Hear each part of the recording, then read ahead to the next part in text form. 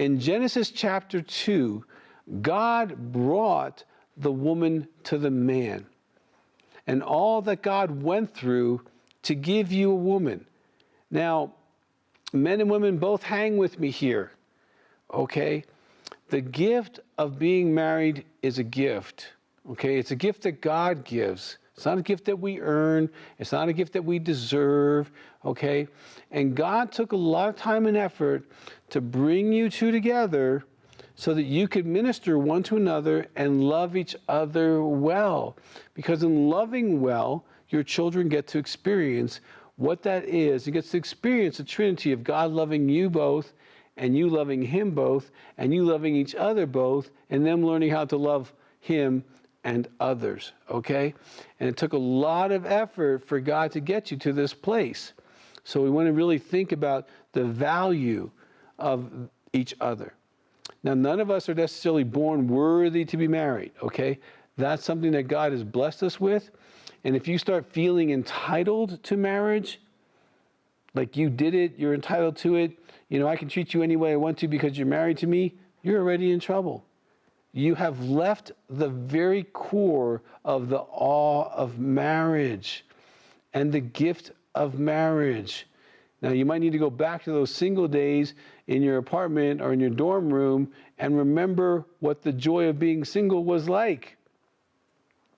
Because the joy of being married can be much better, okay? But if you move towards ungratefulness, if you move towards disdain, you know, and you start having a lot of anger and symptoms when you think about, oh, you know, they have to stay married to me. You know, I'm special, I'm somebody. You know, you get into that kind of thing, you really are treading on thin ice. Because that's the enemy talking to you. We're all called to serve in marriage. We're all called to be a blessing, not only to get our needs met, but to really focus and keep score of how we're meeting the needs of our spouses intentionally, okay? Now, I know I got to deal with this. I just feel like I got to deal with this because there's somebody in the audience here who really needs a little straightening out, okay? In reality, you wouldn't marry you, okay? Okay, you're not perfect. You're not always amazing. Sometimes you have an attitude, all right? And sometimes you have flaws that are frustrating your spouse, that would frustrate any human being, because we're all works in progress. I just feel like there's someone who's struggling with a little bit of pride because it's like, hey, no, you wouldn't marry you. You wouldn't be fun to be with 24/7, all right? And we want to be that person, but we don't want to take marriage for granted. I see so many people who do that, and that is not how you love a woman or a man for that matter. When the easiest way to stay in love with someone is to keep acknowledging them as a gift to you and the blessing that they are to you. And that's super, super, super important as we talk about how do we love a woman, because if you're going to be purposeful in loving a woman, you have to at least see her value. It's like this, guys. I'm going to talk to guys just for a minute. You know, if you actually went out and you worked hard for years, and then you got the car of your dreams, and that for some people it's not a car, it's a truck, okay? But you got your car, your truck of a dream. I mean, I'm talking about a 6-digit vehicle, most likely.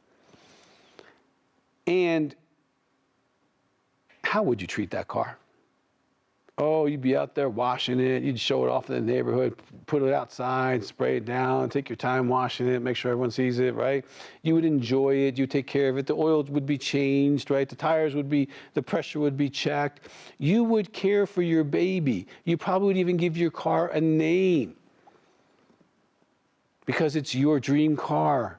It's the car that it expresses you in some way. Speed, strength, endurance, power, beauty, whatever. It's just like, that's the kind of car I want to be in. And you know what? Nobody has to tell you to do that.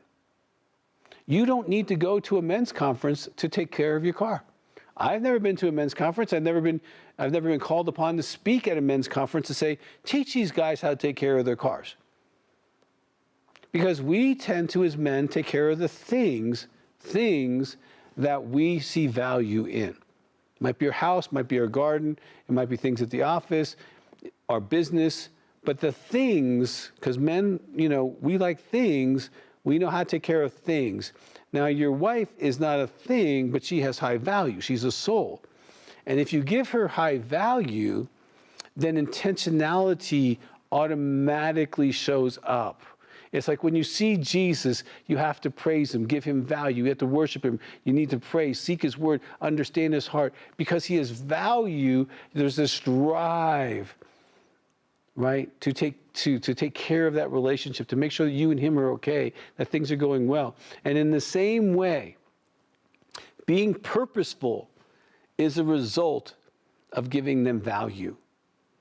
And I know there can be addictions or mental disorders or other things that could challenge us, but I'm talking about in a normal situation. If you value one another, you will automatically move towards intentionality.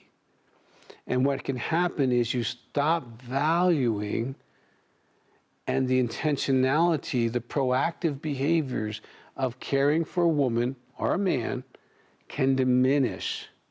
And in How to Really Love a Woman, we really want you to walk through all of the course so that you can be successful in loving the woman that you were given, so that you can hear, well done, good and faithful servant.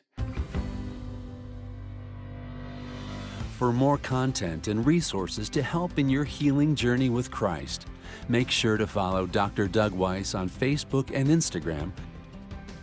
If you'd like to share full episodes of this show with friends and family, subscribe to Healing Time Ministries on YouTube, and feel free to leave us a comment on any of Dr. Doug's social media platforms. Our team would love to hear your feedback and learn how Healing Time is impacting your life, your church, and your ministry.